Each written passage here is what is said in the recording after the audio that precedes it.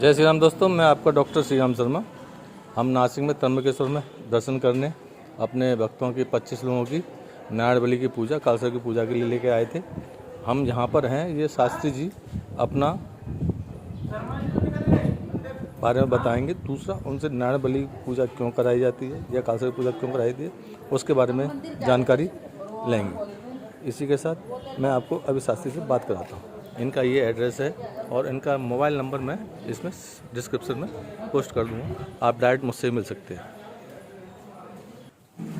श्रीपद बालकृष्ण जी से अब हम नारायण बलि और कालसर्प दोष की चर्चा करेंगे कि नारायण बलि किस किस रूप में पूजा की जाती है, कितने प्रकार की होती है, और कालसर्प दोष में पूजा किस प्रकार होती है। हम अभी बात करेंगे शास्त्री जी से। तो आप पहले बताइए कि नारायण बलि के बारे में बताइए कि नारायण बलि किस किस रूप में पूजा की जाती है, कितने प्रकार के होते हैं। नारायण नागबलि ये जो विधि है ये पितृदोष का निवारण होने के लिए होता है। पितृदोष का निवारण यानी आपके जो पूर्वज होते हैं उन जैसे हम देवताओं के लिए हर साल कुछ ना कुछ कर्म करते रहते हैं। भगवती के लिए नवरात्रि में कुछ पूजा वगैरह करते हैं, गणपति के लिए करते हैं। वैसे ही पूर्वजों के लिए भी हर साल 96 प्रकार के श्राद्ध करने के लिए कहा है। उनको षण्णवति श्राद्धानी ऐसे कहा जाता है।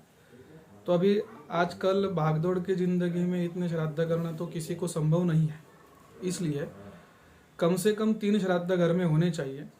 पहला श्राद्ध होता है, पिताजी अगर जीवित नहीं है तो पिताजी के तिथि का श्राद्ध यानी संवत्सरिक श्राद्ध। माताजी नहीं है तो माताजी का संवत्सरिक श्राद्ध। और पिताजी की तिथि पितृपक्ष में 15 दिनों का जो पितरों का पक्ष होता है उसके अंगभूत अपने पिता की तिथि जिस दिन आएगी उस तिथि में वो श्राद्ध होना चाहिए। और ऐसा भी कहा गया है कि लगातार 3 साल अगर आपके घर में श्राद्ध होता नहीं है, पिंडदान होता नहीं है, तो जिन पूर्वजों को अच्छी गति मिली है उनको फिर से दुर्गति हो जाती है। दुर्गति सदगति ये क्या चीज होती है ये पहले आपको पता होना चाहिए। पूर्वजों को दुर्गति होना उसका नाम पितृदोष होगा। तो दुर्गति हुई यानी क्या, तो गरुड़ पुराण के अनुसार किसी की भी मृत्यु होने के बाद उसकी जीवात्मा उसका पाप और पुण्य साथ लेकर आगे जाती है। शरीर के साथ पाप और पुण्य नष्ट नहीं होता है, शरीर सिर्फ नष्ट होता है, आगे पाप पुण्य आगे निकल जाता है। और यमराज की जगह पे उनके सचिव जिनका नाम चित्रगुप्त है, आपने किया हुआ पाप और पुण्य वो जानते हैं।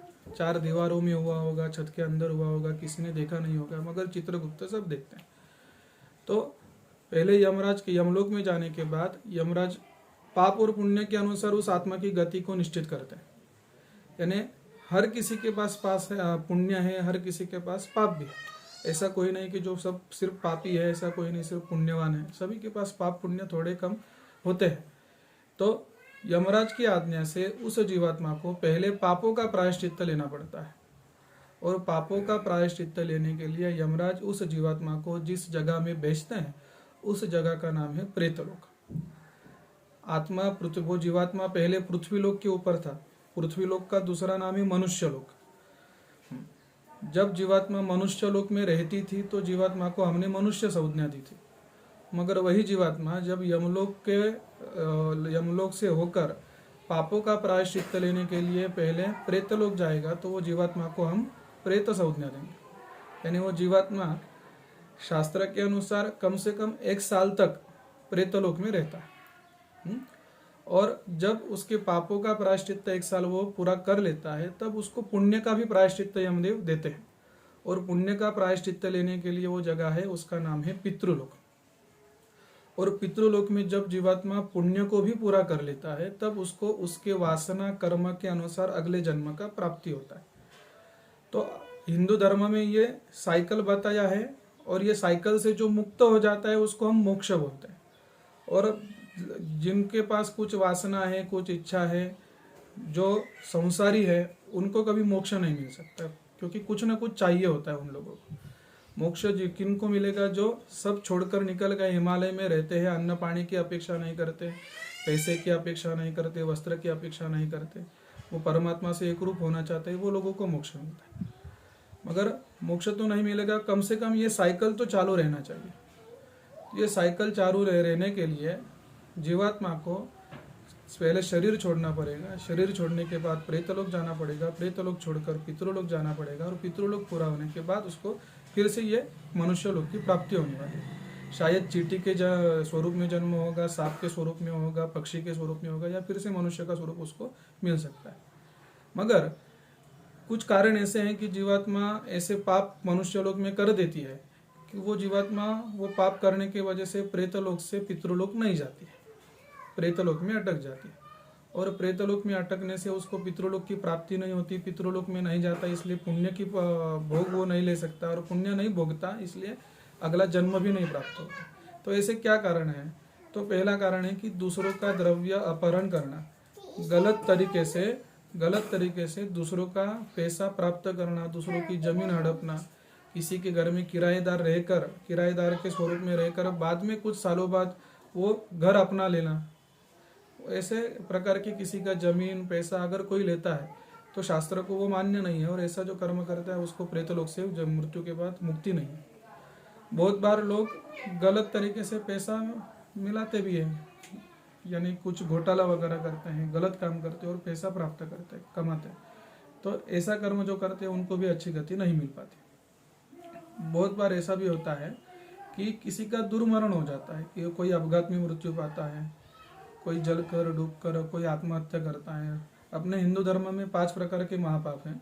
वो 5 महापापों में से एक महापाप है यानी आत्महत्या करना।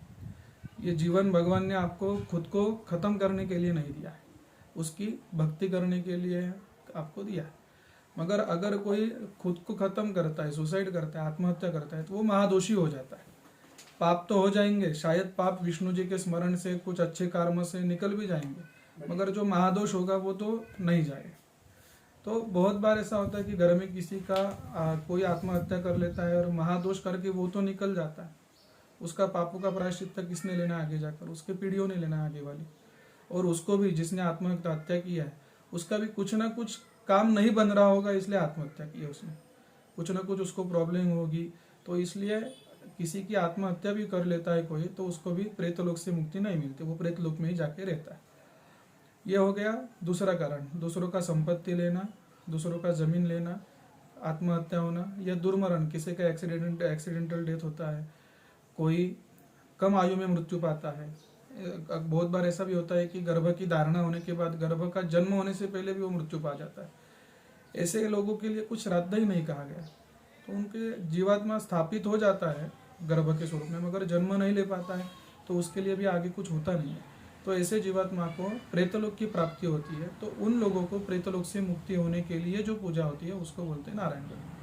क्योंकि समझ लीजिए आपके घर में अगर कोई एक एक्स व्यक्ति है कि वो मृत्यु पाने के बाद प्रेतलोक में अटका, मगर आप अपने घर में श्राद्ध कर लेते हैं उसके लिए। मैंने अभी कहा कि मनुष्य लोक में जीवात्मा था तो उसको मनुष्य लोक कहा था हमने, वही जीवात्मा प्रेतलोक गया तो उसको प्रेत कहा, और वही जीवात्मा प्रेतलोक से जब पितृलोक जाएगा तब वो पितर रहेगा। और आप अपने घर में पितरों का श्राद्ध करते हैं, आप आपके घर में मनुष्यों का श्राद्ध नहीं करते, आप आपके घर में प्रेतों का श्राद्ध नहीं करते, आप आपके घर में पितरों का श्राद्ध। और पितर यानी कौन कहा मैंने? जो पितृलोक में रहेगा वो पितर है। अगर मैंने जो कारण बताए वो कारणों के वजह से अगर किसी को प्रेतलोक से मुक्ति नहीं मिली है, वो पितृलोक में पहुंचा नहीं है, तो उसके नाम से पितर समझकर श्राद्ध करना संभव ही नहीं हो सकता। आप कितने भी श्राद्ध कर लो पितर समझ को, उसको वो नहीं मिलेंगे। उसका कारण है कि जो आप चिट्ठी लेकर भेज रहे हैं यहाँ से, पिंड के स्वरूप में, उदक के स्वरूप में, अन्नदान के स्वरूप में, जो भी है जो भेज रहे हैं, वो आप भेज रहे हैं पितृलोक में, और जिसके लिए भेज रहे हैं वो पितृलोक पहुंचा नहीं है। तो आप जो भेज रहे हैं वो उसको मिल नहीं रहा, और उसको आपका मिला नहीं है, कुछ दिया होगा, तो वो भी आपको कुछ नहीं दे सकता। इसलिए वो जीवात्मा को प्रेतलोक से मुक्त होना अति आवश्यक है। बहुत बार एक ऐसे भी होता है कि किसी की मृत्यु हो जाती है, मृत्यु होने के बाद हम उसके शरीर को जला देते हैं। जलाने का कारण अग्नि संस्कार, अपने हिंदू धर्म में जो भी छोटे छोटी पूजा है, जो भी छोटे छोटे संस्कार है, उस हर संस्कार के पीछे कुछ न कुछ विज्ञान। ऐसा है कि एक घर है, घर में आप 50 साल 60 साल रहते हैं, और जब वो घर बदलने का कोई आपको कुछ होता है, आपको घर बदलना पड़ता है, तो आप वो घर छोड़ते समय आनंद से नहीं छोड़ते, खुश होकर नहीं छोड़ते, वो घर में आपकी बहुत सारी यादें रहती, तो आपको वो दुख होता है वो घर छोड़ते समय। वैसे ही जीवात्मा जब शरीर के अंदर स्थापित होती है माँ के गर्भ में, तो वो जन्म लेने के बाद उसी शरीर में रहता है, और वो शरीर छोड़ने के बाद उसको लगता है कि ये शरीर मेरा था, इतने साल इतने शरीर के अंदर में रहा हूँ, तो मैं आगे कैसे जाऊँगा। तो उसकी वासना शरीर के ऊपर जब तक रहेगी तब तक वो आगे नहीं जाएगा, वो प्रेतलोक भी नहीं जाएगा, वो पृथ्वीलोक में ही भटकता रहेगा। उसको हम भूत बोलते हैं। हाँ, वो प्रेतलोक में पृथ्वीलोक में भटकता रहेगा। जब उसका शरीर नष्ट करेंगे तभी वो वासना नष्ट होगी, क्योंकि उसकी वासना शरीर के ऊपर है। तो इसलिए वो वासना नष्ट हो, इस हेतु से हम उस शरीर को जला देते हैं। शरीर जलाने के बाद जो बचता है उसको हम अस्थि बोलते हैं, रक्षा बोलते हैं। वो भी हम घर में नहीं रखते, 10 दिन होने से पहले उसको भी विसर्जित कर देते हैं। यानी जलाने के बाद भी शरीर का जो भाग बचेगा उसको भी हम विसर्जित कर देते हैं पानी में। जो जलचर प्राणी होते हैं वो खा लेंगे उसको, यानी कुछ भी नहीं बचेगा। जब वो शरीर नष्ट हो जाएगा तो उस जीवात्मा की वासना नष्ट हो जाएगी, और वासना नष्ट होने के बाद वो जीवात्मा आगे जा सकेगा। मगर आगे जाने के लिए जैसे जीवात्मा जन्म लेता है, जन्म लेते समय वो कुछ शरीर धारण करके आता है, आकाश से कोई गिरता नहीं है। वो शरीर धारण के लिए किसी का जन्म होने के लिए कुछ क्रिया आवश्यक होती है। तो जब गर्भ की स्थापना माता के गर्भ में होती है तो वो गर्भ का आकार कैसा होता है। हम सोचेंगे कि छोटा बालक जब जन्मता है तो उसको हाथ पाँव होते हैं, आँख होती है, नाक होती है। मगर वही बालक जब माँ के गर्भ में पहले महीने में स्थापित होता है तो वो गर्भ को आँख नहीं होती, वो गर्भ को पाँव नहीं होता, वो गर्भ को हाथ वगैरह कुछ भी नहीं होता। वो गर्भ किस स्वरूप में स्थापित होता है माता के गर्भ में, पिंड के स्वरूप में। कभी सोनोग्राफी पहले महीने की देखी होगी, दूसरे महीने की देखी होगी, तो वो जो गर्भ होता है वो गर्भ को हाथ पाँव आँख कुछ भी नहीं होता है, सिर्फ पिंड होता है। पिंड यानी गोल आकार। जैसे आपने श्राद्ध किया और श्राद्ध में भात का पिंड रखा, चरु पिंड रखा, वो गोल आकार था इसलिए उसको पिंड कहा। तो माँ के गर्भ में जो पिंड है उसको गर्भ पिंड कहा जाता है। यानी जीवात्मा स्थापित भी पिंड के स्वरूप में होती है।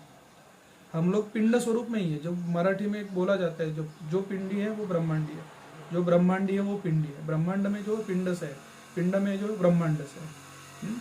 तो जीवात्मा पिंड के स्वरूप में स्थापित होती है, और वो जीवात्मा को या गर्भ को आकार लेने के लिए माँ के गर्भ में कितने महीने रहना पड़ता है, तो 9 महीने और 9 दिन रहना पड़ता है।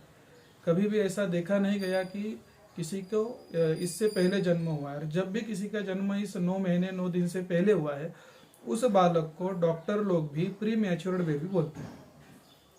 विज्ञान भी मानता है कि इतना समय वो गर्भ को लेना चाहिए पूरा होने के लिए, और शास्त्र तो हमें हजारों साल से कह रहा है कि इतना समय लेना ही चाहिए। वो जन्म समय से पहले अगर किसी ने जन्म लिया तो वो प्री मैच्योर्ड हो गया, शायद उसको सांस लेने में तकलीफ होगी, शायद उसको कुछ अवयव काम नहीं कर रहा होगा। अगर इस प्रकार से उसको जन्म हुआ है तो वो पूरा नहीं हुआ है। यानी शास्त्र बोलता है कि 9 महीना 9 दिन उसको माँ के गर्भ में रहना चाहिए, तभी गर्भवास बोलते हैं उसको। जब तक वो 9 महीना पूरा गर्भवास लेगा तो 10वें महीने में उसका जन्म होगा।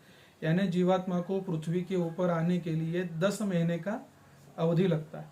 और वो जो शरीर माँ के गर्भ से लेके आता है, वो शरीर को धार्मिक या ग्रंथों के भाषा में स्थूल देह कहा जाता है। स्थूल देह यानी देख सकते हैं आप, उसको हाथ लगाएंगे तो आपको समझ में आएगा कि ये देह है या कुछ भाग है कि शरीर का किसी का। वही देह जब आगे जाकर वो मृत्यु पाने के बाद हम जला देते हैं। आते समय जीवात्मा कुछ धारण करके आया था, तो जाते समय भी कुछ धारण करके ही जाने वाला है।